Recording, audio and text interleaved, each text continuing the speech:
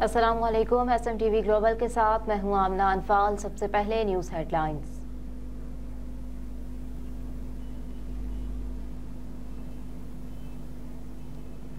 वज़ीर आज़म अनवारुल हक काकड़ ने निगरान विफाकी काबीना का इजलास 13 दिसंबर को तलब कर लिया। विफाकी काबीना इजलास का 11 निकाती एजेंडा भी जारी कर दिया गया। MD नेशनल टेलीकम्युनिकेशन कॉरपोरेशन को हटाने की मंजूरी एजेंडे में शामिल। पाकिस्तान और गम्बिया के दरमियान खारजा लेवल पर सियासी मुशावरत की मुफाहमती यादाश्त की मंजूरी भी दी जाएगी। इजलास में वजारत दाखिला अफगानियों के इनकलाब पर ब्रीफिंग देगी। Korangi fisheries harbour authority MD की तकर्री का एजेंडा भी शामिल है। PMDC एक्ट 2022 के तहत मेडिकल कॉलेज को तस्लीम करने की मंजूरी दी जाएगी। इजलास में King Hamad University of Nursing and Associated Medical Sciences Islamabad की तश्कील की मंजूरी दी जाएगी। नेशनल स्पेस पॉलिसी की मंजूरी भी एजेंडे में शामिल है। निगरान विफाकी काबीना के इजलास में ECC के 23 नवंबर लेजिस्लेटिव केसेस से मुताल्लिक कमेटी के 6 दिसंबर के फैसलों की तौसीक होगी।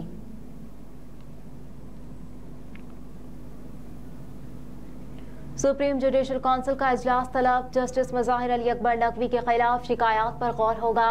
चीफ जस्टिस की जेर सदारत इजलास 14 दिसंबर को जजेस ब्लॉक के कॉन्फ्रेंस रूम में दोपहर 2:30 बजे होगा। जराये के मुताबिक सेक्रेटरी सुप्रीम जुडिशल काउंसिल ने 5वां मेंबरान को नोटिस भेज दिया। इजलास में जस्टिस मज़ाहिर नकवी के खिलाफ शिकायत के मामले पर गौर होगा। दूसरी जानिब जस्टिस मज़ाहिर अली नकवी ने सुप्रीम जुडिशल काउंसिल की कार्रवाई के खिलाफ दरखास्तें दायर कर रखी हैं, जिनको 15 दिसंबर को समाअत के लिए मुकर्रर करने का फैसला किया गया। जस्टिस अमीनुद्दीन खान की सरबराही में सुप्रीम कोर्ट का 3 रुकनी बेंच समाअत करेगा। जस्टिस जमाल खान मंदुखेल और जस्टिस मुसर्रत हिलाली भी बेंच में शामिल।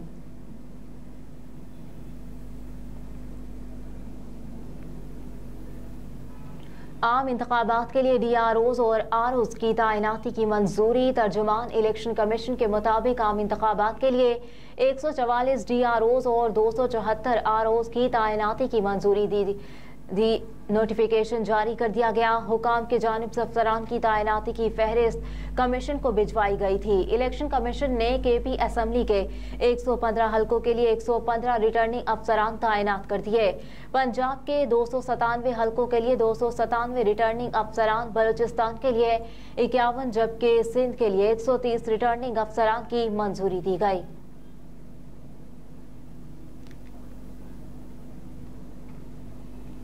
बल्ले के इंतखाबी निशान के लिए एक और सियासी जमात मैदान में आ गई। इलेक्शन कमीशन में दायर दरखास्त में मौक़िफ़ इख्तियार किया गया कि Tehreek Insaf intra party election के इनेकाद में नाकाम रही। बल्ले का इंतखाबी निशान खाली है, किसी पार्टी को दिया गया, ना ही किसी पार्टी ने मांगा, जबकि तमाम रजिस्टर्ड जमातों के इंतखाबी निशान अलॉट हो चुके। हमारी जमात को अभी तक कोई इंतखाबी निशान अलॉट नहीं हुआ। दरखास्त में इस्तदा की गई कि बल्ले का इंतखाबी निशान हम अवामी पाकिस्तान पार्टी को अलॉट किया जाए।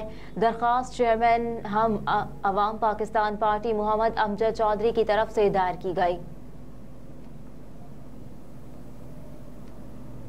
साइफर केस में इमरान खान और शाह महमूद कुरैशी पर आज फर्द जुर्म आयद की जाएगी।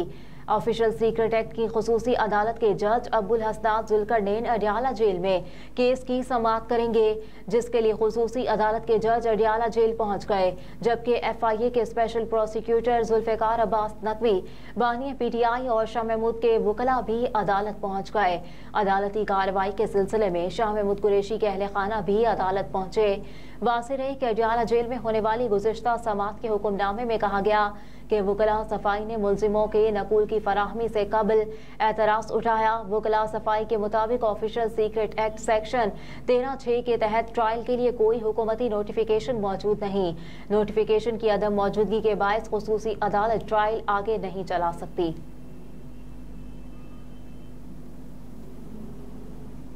DI खान में थाने और कॉलेज पर हमला, 4 अहलकार शहीद, 5 दहशतगर्द हलाक हो गए।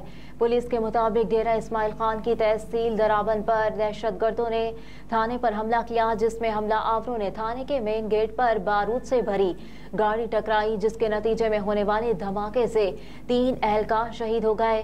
दहशतगर्दों ने थाने के करीब फायरिंग भी की, जिससे 16 अहलकार जख्मी हुए। हमले में थाने की छत गिर गई, जबकि इस दौरान 2 दहशतगर्द भी मारे गए। पुलिस के मुताबिक जख्मियों को डेरा इस्माइल खान अस्पताल मुंतकिल कर दिया गया, जबकि तहसील दराबन की मुकम्मल नाकाबंदी कर दी गई। दूसरी जानिब गुलाची कॉलेज पर दहशतगर्दों का दूसरा हमला नाकाम बना दिया गया। सिक्योरिटी फोर्सेस की जवाबी कार्रवाई में 3 दहशतगर्द हलाक, जबकि 1 सिक्योरिटी फोर्सेस का जवान शहीद हो गया। जराये के मुताबिक थाने पर हमले के बाद अस्पतालों में इमरजेंसी नाफिज कर दी गई। तहसील दराबन में स्कूल कॉलेज में आज होने वाले पर्चे भी मुलतवी कर दिए गए।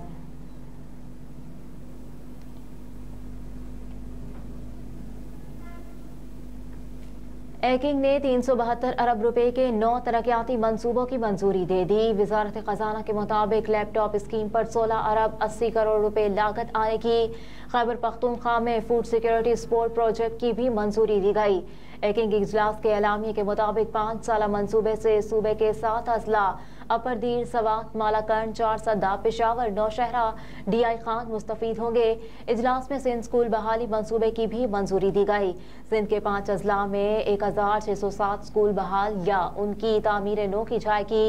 इनमें दादू, खैबरपुर, लाड़काना, नौशहर, फिरोज, कंबर शहदाद कोट शामिल है।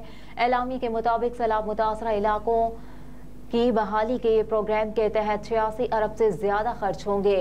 ADP मंसूबे के लिए 78 अरब 51 करोड़ रुपए कर्जा देगा। हुकूमत अपने वसाइल से 7 अरब 85 करोड़ रुपए खर्च करेगी।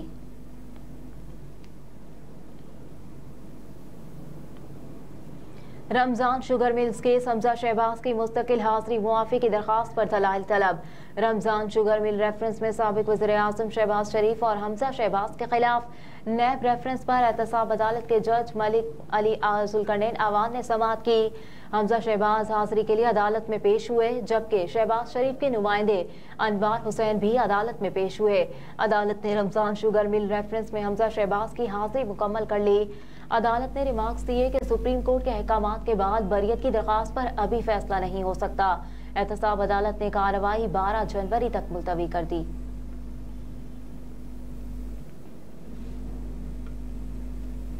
गजा में 18,000 शहादतें, बाइडन का इसराइल की हिमायत जारी रखने का ऐलान। मीडिया रिपोर्ट्स के मुताबिक व्हाइट हाउस में जारी तकरीब में अमरीकी सदर ने कहा कि हमास को खत्म करने तक इसराइल की फौजी इमदाद जारी रखेंगे। कहा कि इस बात का ख्याल रखना होगा कि आलमी रायनामा एक ही रात में तब्दील हो सकती है। इस दौरान अमरीकी सदर ने इस्राएली वज़ीर आज़म नेतन्याहू से अपने मजबूत ताल्लुक का भी इशारा दिया। दूसरी जानिब अमरीकी महकमा खारजा के तर्जुमान मैथ्यू मिलर ने कहा कि गजा में हमास की क़यादत को जिंदा छोड़ने वाली जंगबंदी नाकाबिले कबूल होगी। गजा जंग का वाहिद हल अस्करी हल है।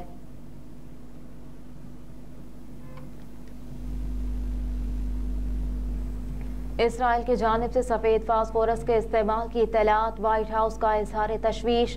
अरब मीडिया के मुताबिक जॉन कर्बी ने मजीद कहा कि सफेद फास्फोरस पर मुश्तमिल गोला बारूद का जायज फौजी मकसद होता है, ताहम इन तमाम सूरतों में जिनमें इस तरह के गोला बारूद बरामद किए जाते हैं, अमरीका को पूरी तवक्को है कि सफेद फास्फोरस कानून के मुताबिक मुसल्लह तसादुम में सिर्फ अनजायज मकासद के लिए ही इस्तेमाल किया जाएगा।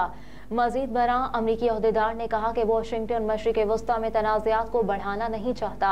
हम दूसरा महाज और लड़ाई की तोसी नहीं देखना चाहते। इन अशातों के तनाजुर में भी हम फिक्रमंद हैं जिनमें लिबनान में सफेद फास्फोरस के इस्तेमाल का दावा किया गया है। अरब मीडिया ने बताया कि अमरीकी अखबार वाशिंगटन पोस्ट ने पहले खबर दी थी कि इसराइल ने गुज़िश्ता अक्टूबर में जनूबी लिबनान पर हमलों के दौरान अमरीका की तरफ से फराहम करदा सफेद फास्फोरस गोला बारूद इस्तेमाल किया। उन्होंने तस्दीक की कि अखबार की जानिब से गोला बारूद के टुकड़ों और जाय वकुआ से ली गई तस्वीर के तज्जिये की बुनियाद पर यह नतीजा अखज़ किया गया। हेडलाइंस आप जान चुके। न्यूज़ स्टूडियो से फिलवक्त इतना ही। आप देखते रहिए SMTV ग्लोबल।